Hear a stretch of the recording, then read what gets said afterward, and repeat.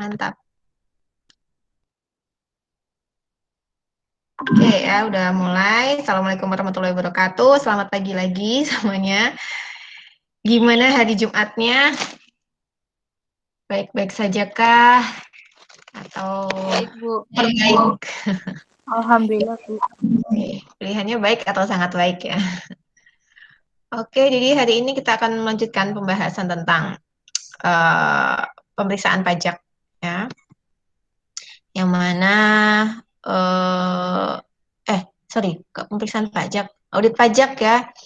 Audit pajak yang mana kemarin itu sudah ada pemeriksaan kantor dan lapangan, maka ini ada ini lagi jenis-jenis pemeriksaan yang lain lagi yang lebih kompleks gitu ya dibanding minggu lalu, dan ini akan disampaikan oleh kelompok 2. Maka saya persilakan oleh kelompok 2, bisa dimulai presentasinya.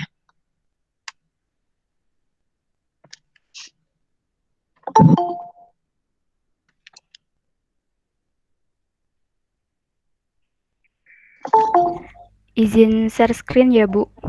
Iya, langsung saja Mbak. Oke, ya sudah mulai muncul, saya tak off kamera dulu. Ya, bisa dimulai kalau sudah siap ya Mbak ya. Siap, Bu.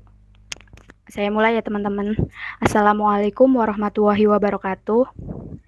Waalaikumsalam. Waalaikumsalam warahmatullahi wabarakatuh. Yang terhormat Bu Afifatul Jana, SEMSI, selaku dosen pengampu mata kuliah audit pajak, dan teman-teman kelas B1 yang kami banggakan.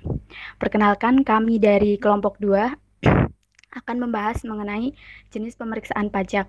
Sebelumnya, anggota kelompok 2 terdiri dari saya sendiri, yaitu Putri Dani Pungki Asih, NIM 1805520136. Yang kedua ada Nurul Aulia Haryanti dengan NIM 1805520158. Yang ketiga ada Lulu Atul Hasanah dengan NIM 1805520162. Dan ada Risma Elsa Priani dengan NIM 1805520164. Pada kesempatan kali ini, kami akan membahas mengenai jenis-jenis pemeriksaan pajak. Namun sebelum itu, kita review dulu nih materi-materi lalu, itu sudah dijelaskan ya apa itu pemeriksaan. Jadi pemeriksaan adalah serangkaian kegiatan menghimpun dan mengolah data, keterangan, dan atau bukti yang dilaksanakan secara objektif dan profesional berdasarkan suatu standar pemeriksaan. Dan tujuan dilakukannya pemeriksaan ini yaitu untuk menguji kepatuhan pemenuhan kewajiban perpajakan dari wajib pajak itu sendiri. Nah, di sini ada peraturan dari pemeriksaan pajak ya. Sebenarnya ada banyak peraturan mengenai pemeriksaan pajak. Salah satunya yaitu ada pengaturan ulang pemeriksaan wajib pajak oleh Dirjen Pajak yang diatur dalam Surat Edaran Nomor 15/PJ/2018. Nah, di pengaturan ini sudah disesuaikan berdasarkan kebutuhan reformasi birokrasi dari Dirjen Pajak itu sendiri. Nah, pada kesempatan kali ini, jenis pemeriksaan pajak yang akan kami bahas, yang akan kelompok kami bahas yaitu yang pertama ada pemeriksaan rutin dan pemeriksaan kriteria seleksi. Yang kedua ada pemeriksaan khusus dan pemeriksaan lokasi. Yang ketiga ada pemeriksaan tahun berjalan dan pemeriksaan bukti permulaan. Dan yang terakhir adalah pemeriksaan terintegrasi. Kita masuk ke pemeriksaan rutin ya teman-teman. Pemeriksaan rutin itu sendiri sesuai dengan namanya, yaitu pemeriksaan yang sifatnya rutin dilakukan terhadap wajib pajak sehubungan dengan pemenuhan hak dan kewajiban perpajakan dari wajib pajak yang bersangkutan. Nah, pemeriksaan rutin ini dilakukan terhadap wajib pajak yang pertama itu yang diwajibkan oleh Undang-Undang KUP. Nah, Undang-Undang KUP di sini yaitu ada di pasal 29 ayat 1 Undang-Undang KUP. Di situ menunjukkan bahwa kita sebagai wajib pajak ataupun wajib pajak orang ataupun badan harus selalu mempersiapkan diri untuk melaksanakan pemeriksaan dan harus bersifat terbuka serta transparan terhadap petugas pemeriksaan yang akan datang gitu ya. Dan yang kedua, pemeriksaan rutin itu dapat dilakukan oleh Dirjen Pajak berdasarkan skala prioritas. Sehubungan dengan ini yaitu pengujian pemenuhan hak dan atau pelaksanaan kewajiban perpajakan wajib pajak. Nah, yang dimaksud dari skala prioritas ini sendiri yaitu merujuk pada daftar sasaran prioritas penggalian potensi atau disingkat DSP3. Nah, daftar ini itu sangat penting karena disusun sebelum Dirjen Pajak melakukan pemeriksaan pajak. Jika nantinya si wajib pajak ditemukan adanya ketidakpatuhan, nanti akan berpotensi masuk ke dalam daftar sasaran prioritas ini. Next, yaitu ada 2 jenis pemeriksaan rutin. Di sini ada 2 jenis pemeriksaan rutin. Yang pertama yaitu berdasarkan daftar normatif yang disetujui Kepala KPP, dan yang kedua yaitu berdasarkan DSPP yang disetujui oleh Komite Perencanaan Pemeriksaan Tingkat Pusat. Nah, dari dua jenis pemeriksaan rutin ini nantinya kita bisa mengetahui kenapa sih pemeriksaan rutin itu harus dilakukan dan apa sih alasannya gitu ya. Nah, ini ada alasan mengapa harus dilakukan pemeriksaan rutin dan kondisi apa yang menyebabkan pemeriksaan rutin itu harus dilakukan. Yang pertama, itu ketika wajib pajak menyampaikan SPT tahunan PPH atau SPT masa PPN yang mengatakan lebih bayar restitusi. Ini berdasarkan pasal 17B Undang-Undang KUP. Dan yang kedua, ada ketika wajib pajak menyampaikan SPT masa PPN lebih bayar kompensasi. Selanjutnya, ketika wajib pajak itu telah diberikan pengembalian pendahuluan kelebihan pembayaran pajak yang berdasarkan pasal 17C dan 17D Undang-Undang KUP atau pasal 9 ayat 4C Undang-Undang PPN. Selanjutnya, alasan adanya pemeriksaan pajak itu yang selanjutnya yaitu wajib pajak menyampaikan SPT tahunan PPH yang menyatakan rugi ketika wajib pajak melakukan penggabungan, peleburan, pemekaran, likuidasi ataupun pembubaran usaha. Atau juga ketika wajib pajak orang pribadi itu akan meninggalkan Indonesia untuk selama-lamanya, jadi tidak akan kembali ke Indonesia. Itu nanti akan dilakukan pemeriksaan rutin. Selanjutnya itu ketika wajib pajak melakukan yang pertama perubahan tahun buku, yang kedua perubahan metode pembukuan, yang ketiga penilaian kembali aset tetap, dan yang terakhir itu ketika wajib pajak tidak menyampaikan SPOP PBB. Ini berdasarkan pasal 5 ayat 1 huruf B PMK 256. Nah, selanjutnya adalah jangka waktu pemeriksaan.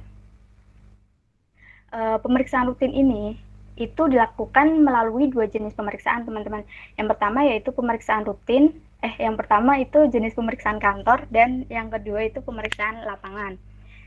Jadi, karena pemeriksaan rutin ini dilakukan melalui 2 jenis pemeriksaan, yaitu kantor dan lapangan, maka jangka waktunya menurut pemeriksaan kantor itu sendiri yaitu paling lama 4 bulan terhitung sejak tanggal wajib pajak memenuhi surat panggilan dan sampai dengan tanggal pemberitahuan hasil pemeriksaan atau SPHP. Sedangkan menurut pemeriksaan lapangan sendiri itu dilakukan dalam jangka waktu paling lama 6 bulan terhitung sejak surat pemberitahuan sampai dengan disampaikannya SPHP. Dan 2 jenis pemeriksaan ini dapat diperpanjang paling lama 2 bulan. Next yaitu ada pembahasan mengenai pemeriksaan kriteria seleksi. Kriteria seleksi ini pemeriksaan yang dilakukan terhadap wajib pajak tertentu berdasarkan skor otomatis secara komputerisasi. Nah, pada pemeriksaan kriteria seleksi ini pemeriksaannya difokuskan terhadap wajib pajak yang kategorinya itu besar dan menengah, baik itu dalam skala nasional, regional, maupun lokal. Dan pada pemeriksaan kriteria seleksi ini harus dilakukan dengan pemeriksaan lapangan. Kemudian ada pemeriksaan kriteria seleksi. Nah, pemeriksaan kriteria seleksi ini ada 2 hal yang meliputinya, yaitu pemeriksaan kriteria seleksi resiko dan pemeriksaan kriteria seleksi lainnya. Pada pemeriksaan kriteria seleksi risiko itu dilaksanakan apabila SPT tahunan PPH wajib pajak orang pribadi ataupun badan itu terpilih untuk diperiksa berdasarkan analisis risiko. Nah, analisis risiko ini diarahkan kepada wajib pajak yang memiliki risiko tinggi atau high risk yang dihitung dari tax revenue at risk berdasarkan analisa baik secara kuantitatif maupun kualitatif. Sehingga nantinya ada potensi penerimaan sebagai akibat ketidakpatuhan wajib pajak dalam memenuhi kewajiban perpajakannya. Misalnya nih, ada wajib pajak yang menyampaikan SPT secara tidak lengkap ataupun tidak benar. Nah, dari pemeriksaan kriteria seleksi risiko ini nantinya akan ada tindak lanjut yang mana berupa pelaksanaan pemeriksaan, kemudian ada aktivitas himbauan ataupun adanya penerbitan surat ketetapan pajak secara jabatan. Kemudian pemeriksaan kriteria seleksi selanjutnya yaitu pemeriksaan kriteria seleksi lainnya. Ini dilaksanakan apabila SPT tahunan PPh wajib pajak orang pribadi ataupun badan itu terpilih untuk diperiksa berdasarkan sistem scoring secara komputerisasi. Nah, sistem scoring yang secara komputerisasi ini merupakan seleksi yang dilakukan oleh tim alokasi pemeriksaan kriteria seleksi kantor pusat dari Dirjen Pajak itu sendiri. Dan selanjutnya yaitu jangka waktu. Karena pemeriksaan kriteria seleksi ini harus dilakukan dengan pemeriksaan lapangan, jangka waktunya yaitu paling lama 6 bulan terhitung sejak surat pemberitahuan pemeriksaan lapangan disampaikan kepada wajib pajak tersebut sampai dengan tanggal SPHP disampaikan kepada wajib pajak. Pembahasan selanjutnya yaitu tata cara pemeriksaan kriteria seleksi. Di sini ada dua, yang pertama daftar nominatif dan yang kedua yaitu daftar alokasi. Nah, dari daftar nominatif ini sendiri, wajib pajak nantinya yang diperiksa itu akan disesuaikan dengan rencana pemeriksaan nasional dan dalam kondisi normal itu nantinya akan dikirimkan oleh Direktur P4 yaitu pemeriksaan penyidikan dan penagihan pajak kepada kepala kantor wilayah setiap catur wulan, paling lambatnya itu pada akhir bulan April, Agustus, dan juga Desember.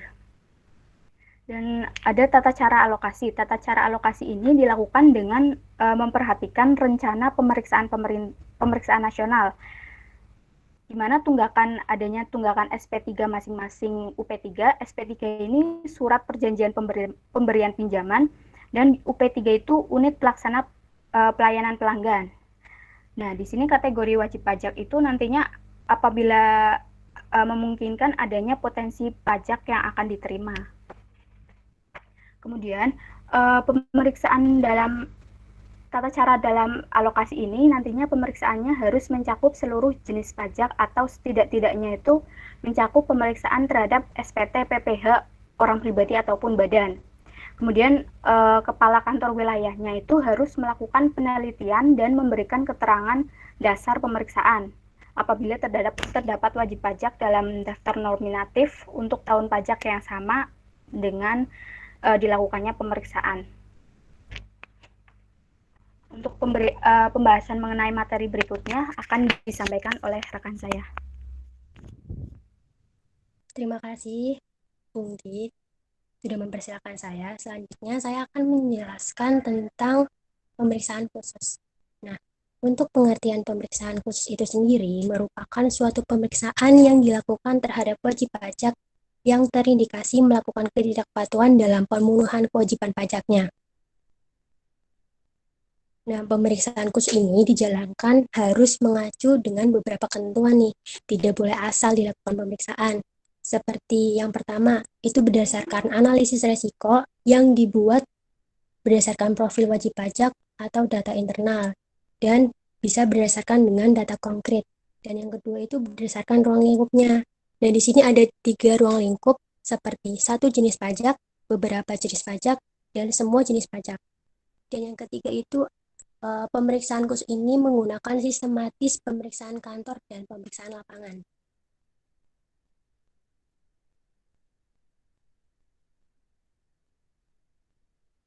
Pada pemeriksaan khusus ini pastinya mempunyai kriteria untuk wajib pajak yang akan diperiksa ya. Di sini ada 6 kriteria. Yang pertama itu adanya dugaan melakukan tindak pidana di bidang perpajakan. Nah, contohnya seperti wajib pajak melakukan pemungutan pajak, tetapi uangnya itu nggak dilaporin ke negara. Dan yang kedua, wajib pajak tidak melaporkan harta kekayaannya di SPT. Selain itu, wajib pajak juga bisa memalsukan faktur pajak. Dan yang kedua, kriteria yang kedua yaitu pengaduan masyarakat. Nah, pengaduan ini bisa dilakukan melalui kontak pos 5000.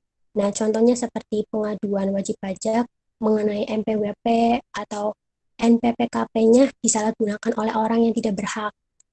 Selain itu, pengaduan ini juga dapat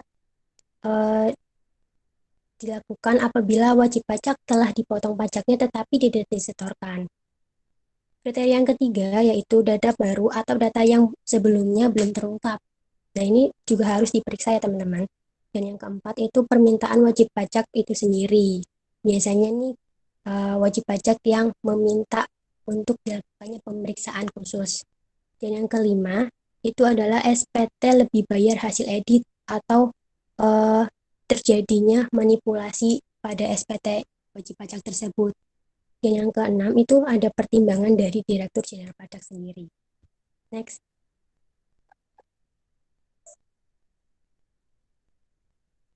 Tentunya di dalam pemeriksaan khusus itu juga ada jenis-jenisnya nih. Yang pertama itu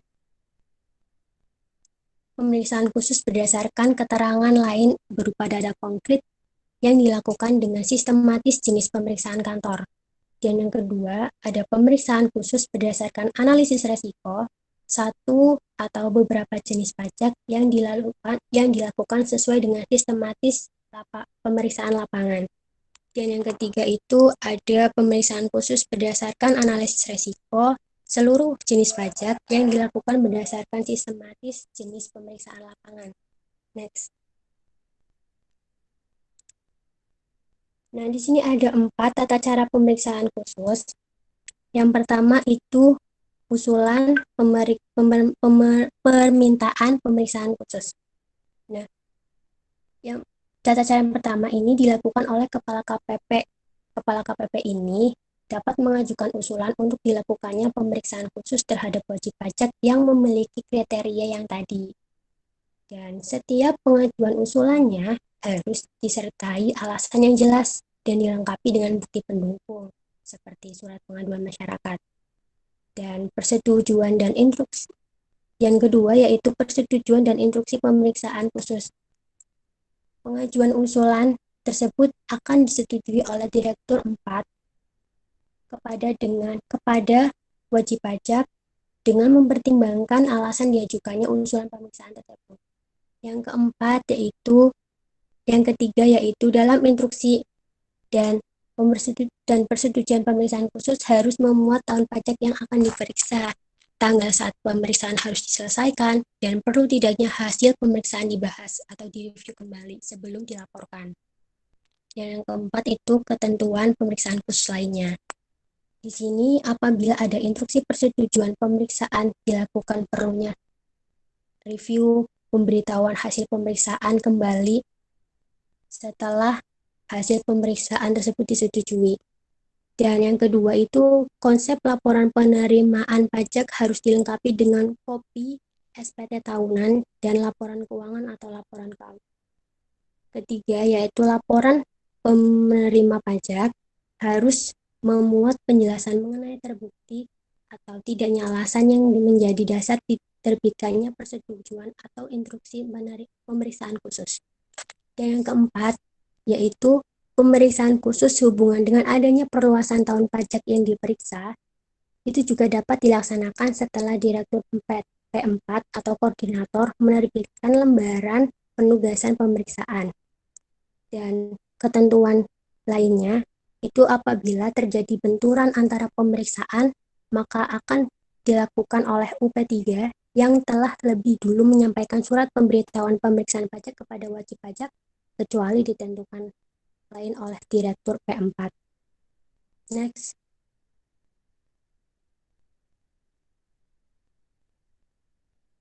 Nah, berapa lama sih jangka waktu pemeriksaan khusus itu? Jangka waktu pengujian pemeriksa khusus ini berdasarkan keterangan lain atau berupa data konkret itu paling lama dilakukan 1 bulan dan tidak boleh diperpanjang. Sedangkan untuk pemeriksaan khusus berdasarkan analisis resiko itu dilakukan paling lama 2 bulan atau 2 bulan itu untuk satu atau beberapa jenis pajak ya, dan 6 bulan untuk seluruh jenis pajak. Next. Pembahasan selanjutnya itu ada pemeriksaan lokasi. Pemeriksaan lokasi ini merupakan pemeriksaan yang dilakukan atas wajib pajak yang mempunyai cabang atau lebih satu tempat usaha. Nah, untuk kriterianya yaitu apabila wajib pajak menyampaikan SPT tahunan PPh pasal 21 dan atau SPT masa PPN menyatakan lebih bayar. Yang kedua itu apabila wajib pajak tidak menyampaikan SPT tahunan PPh pasal 21 selama 2 tahun berturut-turut dan atau SPT masa PPN selama 3 bulan berturut-turut dalam 1 tahun pajak. Dan yang ketiga itu apabila wajib pajak mengajukan permohonan pemusatan tempat terutang PPN. Yang keempat, apabila permintaan dari UP domisili itu sendiri. Yang kelima itu wajib pajak bergerak dalam bidang usaha tertentu yang ditentukan oleh Kepala Kanwil DJP khususnya atas PPh pasal 23, pasal 26, PPN dan PPNBM. Next. Selanjutnya akan dijelaskan oleh rekan saya, Lulu. Oke, untuk selanjutnya yaitu ada tata cara pemeriksaan lokasi. Ada beberapa tata cara dari pemeriksaan lokasi ini. Yang pertama itu, Kepala OP3 domisili harus meminta OP3 lokasi untuk melakukan pemeriksaan. Wajib pajak lokasi ini teruntuk untuk wajib pajak bank lembaga atau pembiayaan asuransi serta WP yang telah memperoleh izin ini pemusatan tempat terutang PPN. Pemeriksaan wajib pajak lokasi dilakukan oleh OP3 domisili. Yang kedua yaitu kantor pusat DJP dan kepala OP3 domisili ini di lingkungan Kanwil atau kantor wilayah 7 DJP Jaya khusus dan Kanwil 19 DJP wajib pajak besar dapat meminta OP3 wajib pajak lokasi melakukan pemeriksaan wajib pajak lokasi. Next. Yang ketiga, dalam hal SPT tahunan, PPh pasal 21 dan SPT masa PPN, wajib pajak lokasi menyatakan lebih bayar sebagaimana dimaksud dalam angka 6 huruf A butir 1 disampaikan oleh wajib pajak bank, lembaga pembiayaan dan asuransi. UP3 wajib pajak lokasi harus melakukan pemeriksaan sepanjang UP3 wajib pajak domisili belum melakukan pemeriksaan. Yang keempat, UP3 wajib pajak lokasi harus melaporkan hasil pemeriksaannya ke UP3 wajib pajak domisili. Dalam hal pemeriksaan, wajib pajak lokasi dilakukan berdasarkan permintaan OP3 wajib pajak domisili. Next. Yang kelima itu, permintaan pemeriksaan wajib pajak lokasi harus dilakukan paling lambat 5 hari setelah surat pemberitahuan pemeriksaan pajak disampaikan kepada wajib pajak domisili dengan menggunakan surat permintaan pemeriksaan wajib pajak lokasi sesuai formulir pada lampiran 20. Yang keenam, dalam hal surat permintaan pemeriksaan wajib pajak lokasi diterbitkan melebihi jangka waktu sebagaimana dimaksud dalam butir 5 di atas. OP3 domisili harus menjelaskan secara tertulis alasan keterlambatan tersebut kepada OP3 lokasi dengan tembusan kepada Kepala Kanwil DJP terkait. Dan yang terakhir itu, permintaan pemeriksaan wajib pajak lokasi harus dilakukan oleh OP3 domisili. Nah, untuk permintaan pemeriksa itu ada beberapa OP3 domisili. Yang pertama itu ada permintaan pemeriksaan oleh KPP. Yang kedua itu ada permintaan pemeriksaan oleh Karipka. Terus yang ketiga ada permintaan pemeriksaan oleh kantor wilayah dan ada permintaan pemeriksaan oleh kantor pusat DJP dapat langsung ditunjukkan kepada kantor wilayah DJP atau Karipka atau KPP yang terkait dengan tembusan kepala kanwil DJP atasannya. Nah, untuk LPP wajib domisili ini harus mencakup hasil pemeriksaan WP lokasi. Next. Nah, Selanjutnya yaitu berapa lama batas waktu pemeriksaan lokasi. Untuk jangka waktu dari pengujian pemeriksaan lokasi ini paling lama itu 2 bulan dan tidak dapat diperpanjang lagi. Next. Nah, selanjutnya akan dijelaskan oleh Risma mengenai pemeriksaan Tahun berjalan. yang selanjutnya. Terima kasih sebelumnya. Materi selanjutnya kita akan membahas mengenai pemeriksaan tahun berjalan. Kita lihat dari definisinya. Pemeriksaan tahun berjalan merupakan pemeriksaan terhadap wajib pajak yang dilakukan dalam tahun berjalan untuk jenis-jenis pajak tertentu atau seluruh jenis pajak untuk mengumpulkan data dan juga keterangan. Di sini jenis-jenis pajaknya bisa ada PPh 23, PPh 26, PPN, dan PPNBM, dan masih banyak lagi. Kemudian next. Poin selanjutnya adalah ketentuan pemeriksaan tahun berjalan. Ketentuannya yang pertama, pelaksanaan pemeriksaan tahun berjalan ini hanya dapat dilakukan atas masa pajak sampai bulan Oktober di tahun yang bersangkutan. Kemudian yang kedua, kegiatan pemeriksaan tahun berjalan dilaporkan setiap triwulan ke Kanwil DJP untuk dibuat laporan rekapitulasi sebagai bahan evaluasi. Nah, biasanya kalau kita buat laporan rekapitulasinya, itu harus sesuai dengan formulir lampiran 19. Mungkin nanti setelah presentasi saya akan memberikan file-file terkait dengan lampiran yang bersangkutan. Next. Mengenai tata cara pemeriksaan tahun berjalan. Yang pertama itu berhubungan dengan usul permintaan. Maksudnya, jadi dari Kepala KPP atau Karipka itu mengajukan usul untuk melakukan pemeriksaan tahun berjalan. Tentunya usulnya itu harus memenuhi kriteria. Dan usulnya ini ditujukan kepada kantor wilayah Direktorat Jenderal Pajak. Kita melakukan usul, misalkan kita sebagai Kepala KPP melakukan usul, tentunya harus memenuhi kriteria. Maksudnya bagaimana? Maksudnya kita harus menyertakan alasan yang jelas dan juga dilengkapi dengan bukti pendukung. Setelah Kepala Kanwil DJP itu mengajukan usul kepada direktur. Setelah itu usul untuk melakukan pemeriksaan tahun berjalan itu harus sesuai dengan formulir pada lampiran 16. Kemudian yang kedua itu berkaitan dengan persetujuan dan instruksi pemeriksaan tahun berjalan. Maksudnya, persetujuan ini tuh diberikan oleh Kepala Kanwil DJP kepada unit pengusul atau UP3 dengan mempertimbangkan alasan kenapa dilakukan pemeriksaan tahun berjalan. Dan pemeriksaan tahun berjalan ini dilakukan berdasarkan instruksi dari direktur. Misalkan, wajib pajak itu memang diduga melakukan tindak pidana di bidang perpajakan. Terus misalkan ada pengaduan masyarakat ke DJP. Dan yang terakhir itu berdasarkan pertimbangan dari direktur DJP itu sendiri. Next. Nah, selanjutnya adalah mengenai pemeriksaan bukti permulaan atau biasanya itu disingkat bukper. Kita lihat dari definisinya terlebih dahulu. Jadi pemeriksaan bukti permulaan itu pemeriksaan yang dilakukan untuk mendapatkan bukti permulaan tentang adanya dugaan telah terjadi tindakan pidana di bidang perpajakan. Tadi sudah disinggung oleh rekan saya Nurul Aulia terkait tindak pidana perpajakan. Mungkin saya review kembali. Misalkan di sini ada pembuatan faktur pajak yang tidak berdasarkan transaksi sebenarnya, terus ada oknum dari bendahara umum daerah yang sudah melakukan pemungutan pajak tetapi tidak disetorkan ke negara. Tentunya hal tersebut akan merugikan negara. Nah, sebenarnya pemeriksaan bukper itu dilakukan untuk menegaskan bahwa ini loh ada bukti penyimpangan pajak yang bisa menjadi acuan dilakukan penyidikan. Jadi pemeriksaan bukti permulaan ini harus dilakukan terlebih dahulu sebelum dilakukan penyidikan lebih lanjut.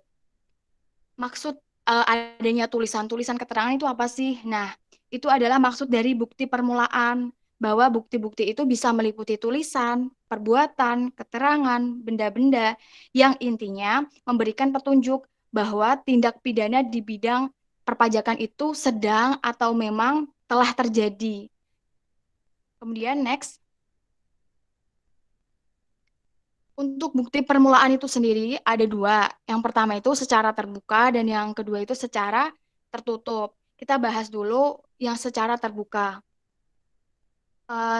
Maksud dari secara terbuka itu pemeriksaan sebelum ke situ.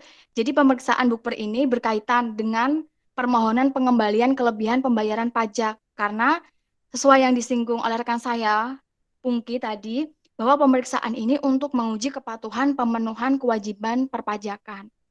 Nah, kita masuk ke pemeriksaan bukper secara terbuka ini dilakukan dengan pemberitahuan secara tertulis. Jadi, perlu kita garis bawahi adanya pemberitahuan secara tertulis perihal pemeriksaan bukti permulaan itu baik kepada orang pribadi atau kepada badan. Kemudian, untuk pelaksanaannya sendiri itu paling lama 12 bulan sejak tanggal penyampaian surat pemberitahuan. Jadi, sejak tanggal penyampaian surat pemberitahuan sampai dengan tanggal laporan pemeriksaan bukper. Selanjutnya, next, Bungki. Itu mengenai pemeriksaan bukti permulaan secara tertutup. Nah, tadi kan kalau secara terbuka itu dilakukan dengan pemberitahuan. Tapi kalau secara tertutup itu tanpa pemberitahuan tentang adanya pemeriksaan bukper. Nah, untuk pelaksanaannya sendiri paling lama itu 12 bulan. Sama-sama paling lama 12 bulan baik itu secara terbuka ataupun secara tertutup. Tetapi bedanya kalau tadi secara terbuka itu sejak tanggal penyampaian ya. Tapi kalau di secara tertutup ini itu sejak tanggal surat perintah. Jadi sejak tanggal surat perintah itu diterima oleh si pemeriksa bukper sampai dengan tanggal laporan pemeriksaan bukper. Next. Mengenai kriteria bukti permulaan. Yang pertama, wajib pajak dengan sengaja tidak mendaftarkan diri. Kemudian, wajib pajak juga dengan sengaja menyalahgunakan atau menggunakan tanpa hak NPWP. Kemudian yang ketiga, wajib pajak tidak menyampaikan SPT. Next. Wajib pajak juga dengan sengaja menyampaikan SPT. Dia menyampaikan SPT tetapi kenyataannya isinya itu tidak benar atau melampirkan keterangan yang tidak benar. Dan selanjutnya itu wajib pajak dengan sengaja memperlihatkan pembukuan, catatan, dokumen, tetapi dipalsukan seolah-olah itu benar. Dan itu juga berlaku sebaliknya. Wajib pajak dengan sengaja tidak mau memperlihatkan baik itu catatan, pembukuan, dokumen, dan sebagainya. Dan yang selanjutnya itu wajib pajak dengan sengaja tidak menyetorkan pajak yang telah dipotong atau dipungut. Next. Nah, ini ada dasar pemeriksaan bukti permulaan itu dilakukan. Ada 4 poin. Yang pertama, itu terkait informasi. Maksudnya bagaimana? Jadi, informasi ini keterangan, baik itu disampaikan secara lisan maupun tertulis, yang nantinya bisa dikembangkan, kemudian dianalisis, untuk mengetahui ada nggak sih bukti tindak pidana di bidang perpajakan. Kemudian yang poin yang kedua itu mengenai data. Maksudnya, kumpulan angka, huruf, kata, ataupun citra, baik berupa surat, dokumen, secara elektronik maupun tidak ya, itu nanti bisa juga dikembangkan dan juga dianalisis. Ada nggak sih bukti tindak pidana kayak gitu. Kemudian yang poin ketiga ada laporan. Maksudnya pemberitahuan yang disampaikan oleh orang atau institusi karena hak atau kewajiban berdasarkan undang-undang. Jadi ada orang atau institusi yang memberikan laporan kepada pejabat yang berwenang bahwa sudah terjadi atau sedang diduga terjadinya tindak pidana. Dan yang terakhir adalah pengaduan. Di sini juga sama, sifatnya pemberitahuan tetapi disertai permintaan oleh pihak-pihak yang berkepentingan. Pemberitahuannya disampaikan ke pejabat yang berwenang untuk menindaklanjuti bahwa ini ada pribadi atau ada badan yang telah melakukan tindak pidana. Buat teman-teman, sebenarnya pembahasan mengenai pemeriksaan bukti permulaan ini sangat kompleks dan misalkan teman-teman mau cari tahu lebih lanjut itu bisa buka di Peraturan Menteri Keuangan atau PMK nomor 239 tahun 2014. Jadi nanti kalau teman-teman lihat di situ tuh ada prosedur, standar pelaksanaannya, kewajiban, hak, hingga kewenangan sudah diatur di dalam PMK nomor 239. Next. Baik, selanjutnya akan dijelaskan oleh rekan saya, Lulu Atul Hasanah. Silahkan. Terima kasih. Selanjutnya saya akan menjelaskan mengenai pemeriksaan yang terakhir, yaitu pemeriksaan terintegrasi. Next. Nah, untuk pemeriksaan terintegrasi ini, yaitu pemeriksaan yang dilaksanakan dengan pertukaran data dan informasi dari para wajib pajak terperiksa yang terdapat hubungan terintegrasi. Nah, hubungan yang terintegrasi itu seperti wajib pajak domisili dengan wajib pajak lokasi, atau dari wajib pajak dengan wajib pajak terperiksa yang ada hubungan usaha atau finansial. Jadi, pemeriksaan terintegrasi ini melibatkan dua wajib pajak yang memiliki hubungan istimewa atau hubungan terintegrasi. Next. Nah, di pemeriksaan terintegrasi itu ada kriteria dari pemeriksaan terintegrasi. Yang pertama itu ada wajib pajak yang berada dalam satu grup atau satu lingkungan atau bahkan satu wilayah yang memiliki hubungan istimewa. Nah, ini dimaksud dalam pasal 18 ayat 4 UU PPH. Jadi nanti teman-teman bisa buka yang dimaksud dalam pasal tersebut. Yang kedua itu ada wajib pajak harus memiliki hubungan kegiatan usaha dan atau finansial dengan wajib pajak yang lain yang terperiksa. Maka dari itu, dalam pemeriksaan terintegrasi ini memang harus menyatakan dua wajib pajak secara terintegrasi atau memiliki hubungan terintegrasi tadi. Next. Yang selanjutnya yaitu ada tata cara dari pemeriksaan terintegrasi. Nah, tata cara yang pertama itu instruksi pemeriksaan terintegrasi dan surat perintah pemeriksaan pajak terintegrasi itu diterbitkan oleh Direktur P4 berdasarkan usul UP3 atau atas pertimbangan Dirjen.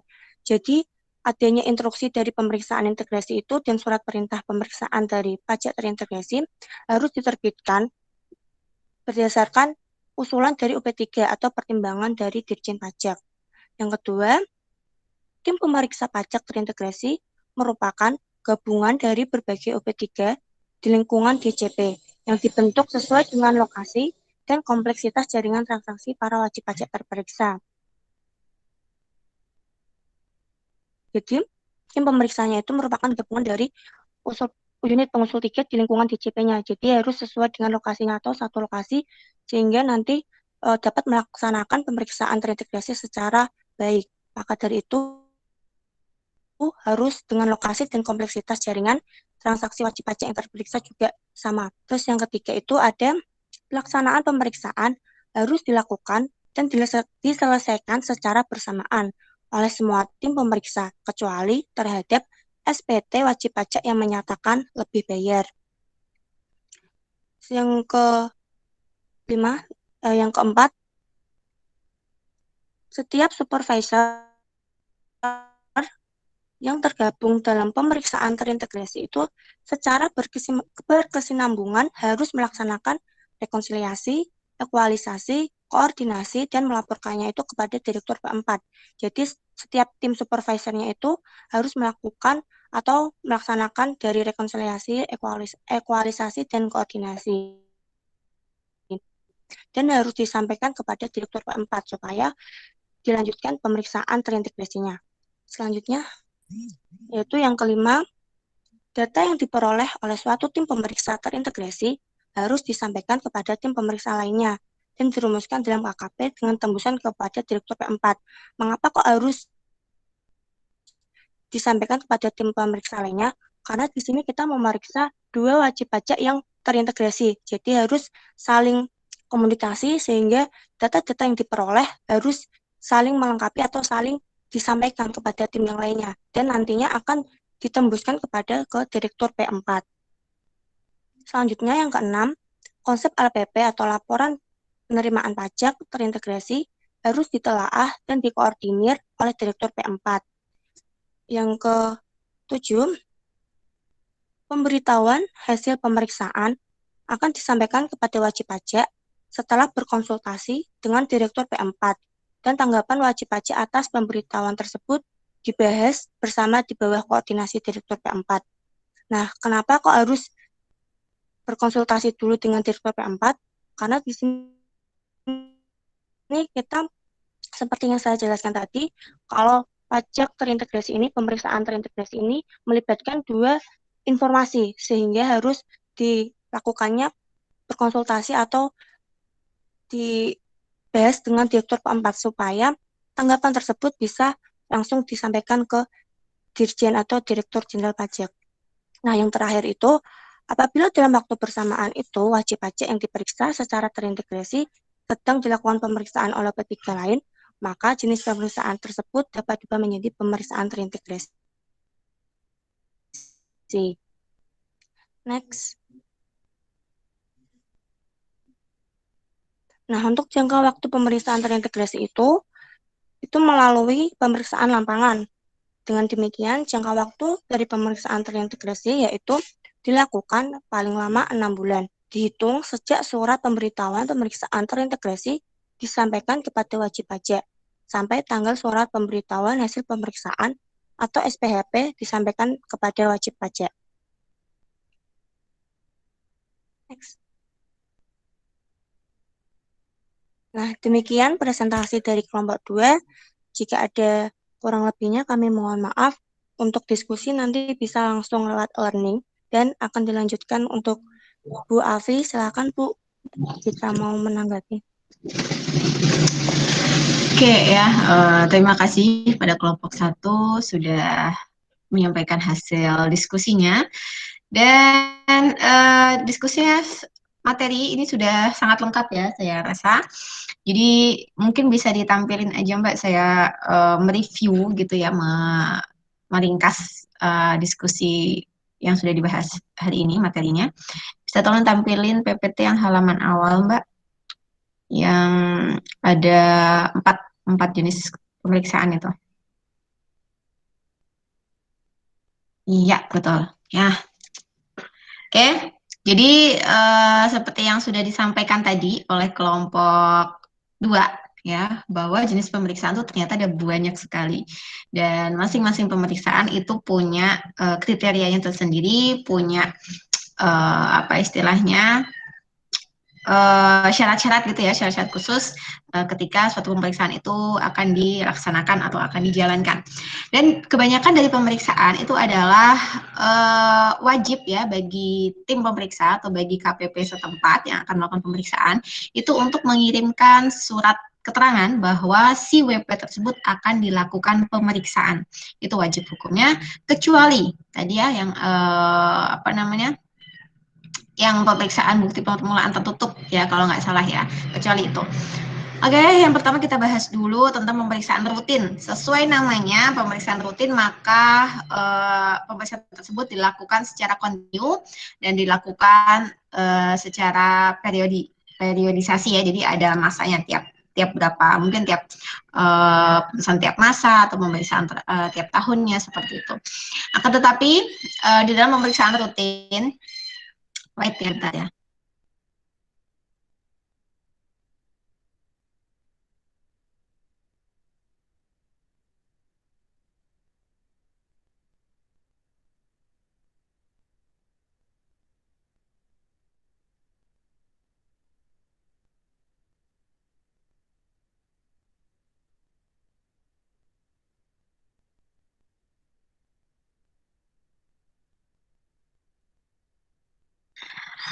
Oke, kittensnya lagi yang ya. Jadi sebagaimana pemeriksaan rutin ya, sesuai namanya itu adalah pemeriksaan dilakukan secara rutin ya terhadap siapa? Terhadap semua wajib pajak baik itu OP maupun badan. Ya, akan tetapi karena banyaknya jumlah wajib pajak terdaftar baik OP maupun badan, sementara petugas pajaknya itu terbatas, maka bagi petugas pajak, bagi fiskus itu mereka akan melakukan pemeriksaan kriteria seleksi. Jadi dari sekian banyaknya WP itu akan di random gitu ya, random sampling, dicari WP yang secara tanda kutip ya menarik perhatian mereka. Biasanya adalah WP-WP yang minta restitusi, minta kompensasi, atau mungkin WP-WP yang mengalami perubahan yang signifikan gitu ya. Jadi atas pembayaran dan pelaporan pajak bulanannya, mungkin yang asalnya cuma bulanan kira-kira sekitar 50 sampai 100 juta, tiba-tiba di masa bulan berapa itu ada laporan bahwa terjadi pembayaran pajak sampai 10 miliar misalnya gitu. Itu kan berarti kan ada lonjakan jumlah pembayaran pajak yang sangat tinggi. Nah, itu biasanya juga akan menarik perhatian bagi si fiskus untuk melakukan pemeriksaan dulu ya. Pemeriksaan pada awalnya ya tetap tahap awal, itu pemeriksaan rutin yang terdiri dari mungkin pemeriksaan kantor dan pemeriksaan lapangan sederhana. Nah, kemudian setelah dari pemeriksaan rutin ya, kemudian ada pemeriksaan berikutnya yaitu pemeriksaan khusus dan pemeriksaan lokasi. Sesuai namanya, pemeriksaan khusus maka itu dilakukan atas kondisi-kondisi khusus ya, tadi sudah disampaikan. Kemudian kalau untuk pemeriksaan lokasi maka itu lebih kita lebih enaknya ingat tuh lokasi melakukan pemeriksaan lapangan gitu ya, di lokasi wajib pajak. Kemudian ini langsung saya next aja, saya ringkas-ringkas karena memang tadi sudah disampaikan komplit gitu sama kelompok 2. Lalu pemeriksaan tahun berjalan ya, sesuai namanya tahun berjalan berarti tahun itu belum selesai. Satu masa tahun pajak itu berakhirnya gitu ya, itu di bulan Desember, tetapi pelaporannya itu ditunggu untuk WPOP itu di bulan Maret, akhir bulan Maret. Sementara kalau untuk WP Badan maka ditunggu akhir pelaporannya itu di bulan April gitu. Nah, untuk tahun berjalan berarti 1 tahun pajak itu belum selesai. Dan tadi sudah disampaikan oleh kelompok 2 bahwa batas maksimal pemeriksaan itu bisa dikatakan pemeriksaan tahun berjalan, itu batas maksimalnya adalah di bulan Oktober. Jadi kalau misalnya pemeriksa itu mau meriksa gitu ya, melakukan pemeriksaan di transaksi-transaksi bulan November, Desember, tahun berjalan, maka itu tidak bisa gitu. Jadi menunggu untuk selesai dilaporkan SPT tahunannya begitu. Oke, untuk pemeriksaan tahun berjalan, contohnya tahun 2021 ya, ini kan kita belum selesai, kita masih ada di bulan Maret atau masa Maret. Nah, sehingga bulan Januari 2021, terus bulan Februari 2021, bulan Maret 2021 itu disebut dengan tahun berjalan karena tahun perpajakannya belum selesai ya. Kalau untuk tahun 2020 kemarin berarti itu bukan tahun berjalan, yaitu pemeriksaan yang lain, entah ambil pemeriksaan yang rutin atau kriteria seleksi atau khusus atau yang lokasi gitu. Kemudian pemeriksaan bukti permulaan ya. Oke, sebelum sampai pemeriksaan integrasi, perlu diingat sekali lagi bahwa tujuan kenapa perlu dilakukan pemeriksaan adalah untuk menguji kepatuhan. Untuk menguji kepatuhan wajib pajak. Terhadap apa? Ya terhadap kewajiban perpajakannya. Kewajiban perpajakan wajib pajak itu apa saja? Diingat-ingat lagi ya, dan tolong dicamkan, itu harus luar kepala nih. Karena kita sudah menganut asas pemungutan self-assessment system ya, yaitu kita melakukan segala sesuatunya itu dilimpahkan kepada WP itu sendiri, maka si WP itu diberi kewenangan untuk menghitung pajaknya sendiri. Nah, ada yang baru gabung ya, untuk menghitung pajaknya sendiri, membayar pajaknya sendiri, dan melaporkan pajaknya sendiri. Nah, kira-kira kalau saya asumsikan saya gambarkan misalnya di Anda ya, Anda diberi hak untuk belajar sendiri, Anda diberi hak untuk mengerjakan ujian sendiri, dan Anda diberikan hak untuk menilai hasil ujian Anda sendiri. Kira-kira nih Anda kalau terjadi kesalahan di dalam pengerjaan ujian Anda, kira-kira nilai ujian Anda tuh mau dikasih nilai sesuai hasil pengerjaan Anda atau dikasih nilai yang paling bagus? Ayo, dijawab. Kalau kondisi seperti itu. Anda suruh belajar sendiri, Anda suruh ngerjain ujian sendiri, dan Anda disuruh nilai hasil pekerjaan Anda sendiri. Kira-kira Anda bakal nilai sesuai hasil pengerjaan Anda atau Anda kasih nilai yang paling tinggi? Karena kan kita suruh nilai sendiri. Kasih nilai paling tinggi, Bu. ngasih nilai paling tinggi ya, karena karena nggak ada yang memeriksa kan gitu lah. Atas dasar inilah kenapa akhirnya pemeriksa bukan kenapa akhirnya ya, atas dasar pemilihan self assessment system ini maka menjadi resiko bagi petugas pajak ya, menjadi risiko bagi petugas pajak bahwa WP tersebut ketika melakukan self assessment system itu pasti ada yang tidak patuh. Pasti ada yang tidak patuh. Tidak patuh terhadap tiga hal tadi. Entah salah menghitungnya. Kalau udah salah menghitung berarti otomatis salah membayar dan salah melaporkan. Atau entah salah membayarnya ya, hitungnya udah benar tapi bayarnya kurang. Nah, itu juga dilakukan pemeriksaan. Atau salah dalam melaporkannya. Misalnya terjadinya pembayaran itu di bulan Januari, tapi dia lapornya ternyata ke masa Februari, itu kan salah. Nah, dari kesalahan-kesalahan inilah makanya perlu dilakukan pemeriksaan gitu ya. Jadi penerapan self assessment system itu resikonya sangat besar sekali kalau si WP itu akan melakukan tindakan-tindakan yang tidak patuh terhadap perpajakan. Makanya perlu dilakukan pemeriksaan. Jadi untuk jenis-jenis pemeriksaan ini itu juga ada kayak semacam range-nya, ada semacam jarak jangka gitu ya, jangka jenis kesalahan yang paling ringan sampai yang paling berat. Untuk kesalahan yang ringan biasanya hanya dilakukan pemeriksaan rutin dan itu secara pemeriksaan kantor ya, jadi kayak semacam konfirmasi kenapa kok ada perbedaan data antara data yang dilaporkan WP dengan data yang dimiliki oleh kantor pajak kayak gitu. Tapi kalau misalnya semakin mengindikasi bahwa kesalahannya itu tingkatannya semakin berat, kemudian indikasi kalau WP itu ternyata bisa melakukan tindak pidana ya melawan hukum perpajakan, maka itu nanti akan jenis pemeriksaan yang dilakukan itu juga akan semakin lebih berat dan lebih kompleks gitu ya. Kemudian untuk pemeriksaan bukti permulaan, ini berarti si fiskus dari pihak kantor pajak gitu ya, perpajakan, itu dia merasa bahwa WP ini kok kayaknya ada indikasi melakukan tindakan pidana ya, melakukan kecurangan ya, yang berpotensi memang itu merugikan negara gitu.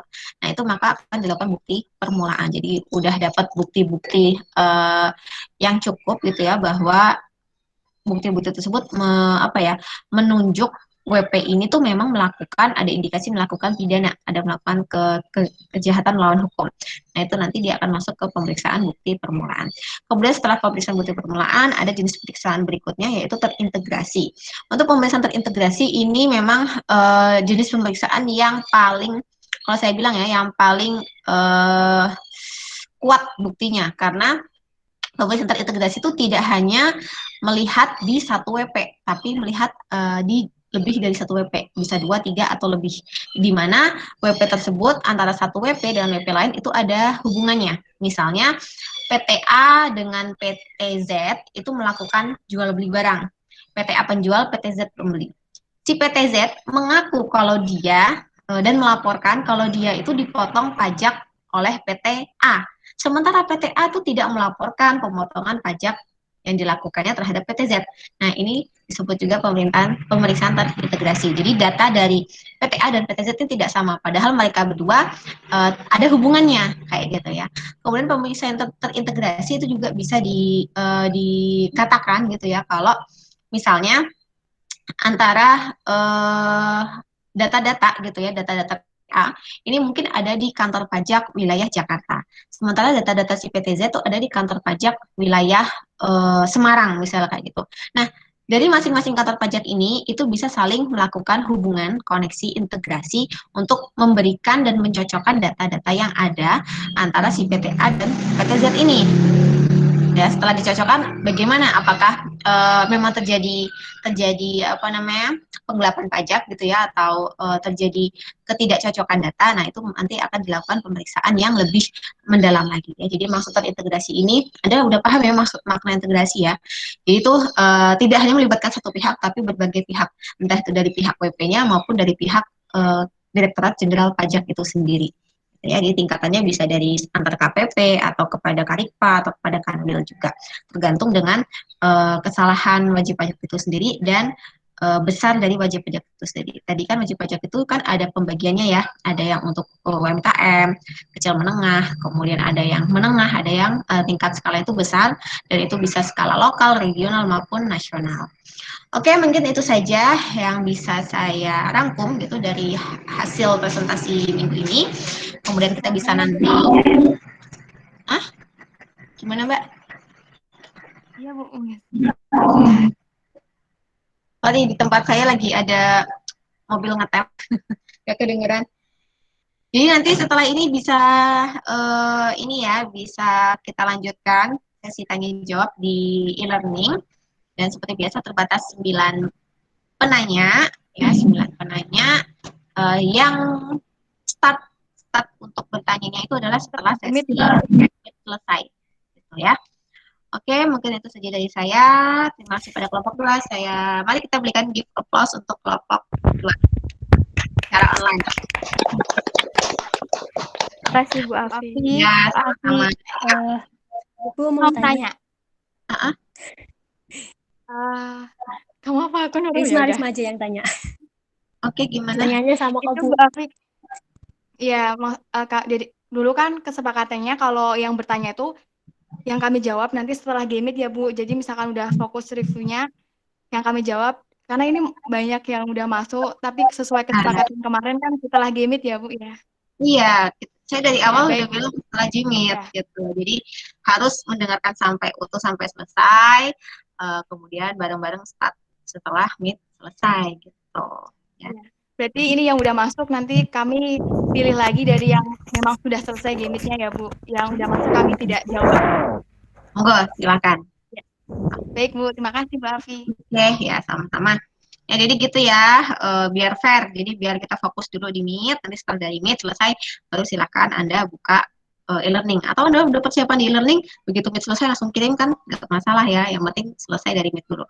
Oke, gitu ya dari saya. Wassalamualaikum warahmatullahi wabarakatuh. Selamat. Waalaikumsalam warahmatullahi wabarakatuh.